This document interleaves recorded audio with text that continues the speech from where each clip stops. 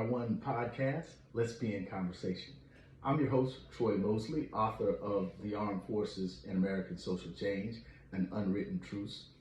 My aim is to arm you with the information you need to engage in difficult conversations around race, diversity, equity, and inclusion. This week, you may have seen or read that Florida Governor Ron DeSantis attempted to debate Vice President Kamala Harris in a feeble attempt to defend an incoherent and factually devoid curriculum that would require Florida's middle school age children to learn that there were merits to slavery, such as learning skills. Also included in this curriculum is a requirement to teach Florida's high school students that Black Americans engaged in acts of violence in defending themselves in race riots throughout the history of this country. Now, what the curriculum does not teach is that those enslaved persons that could not or refused to learn these trades were murdered, mutilated, and tortured. What this curriculum does not teach is that every social, political, and economic feature of American life in the 1800s was centered around slavery. The annualized revenue produced indirectly or directly from the institution of slavery was some $600 million.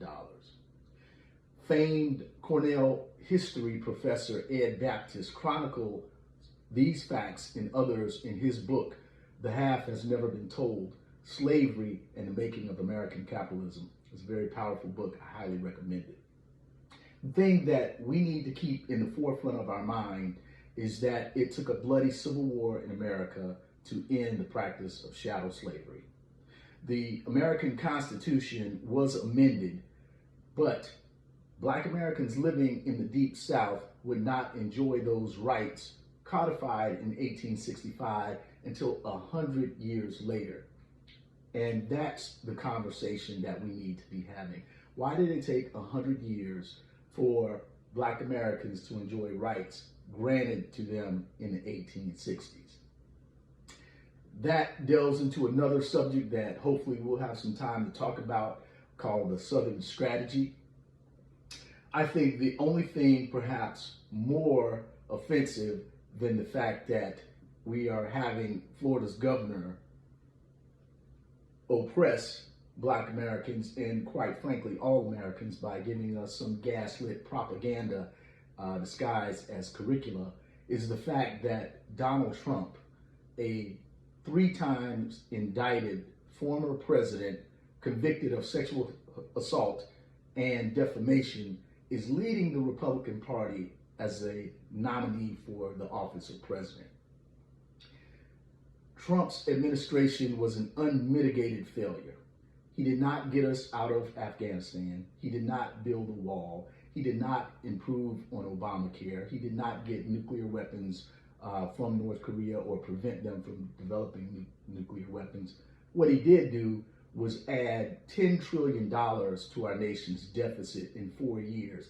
That's 25% of the total of deficit we accrued over 240 plus years. What he did was disrupt the peaceful transition of power that had never happened in the history of our nation. Yet somehow he is the leading candidate for the Republican nomination for president.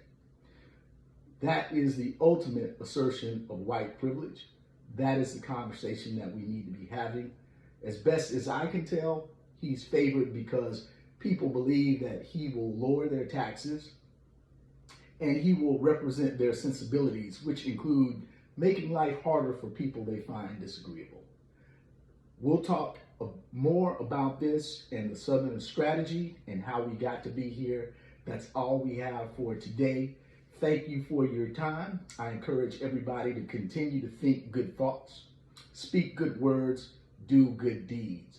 Do all the good you can for as many as you can for as long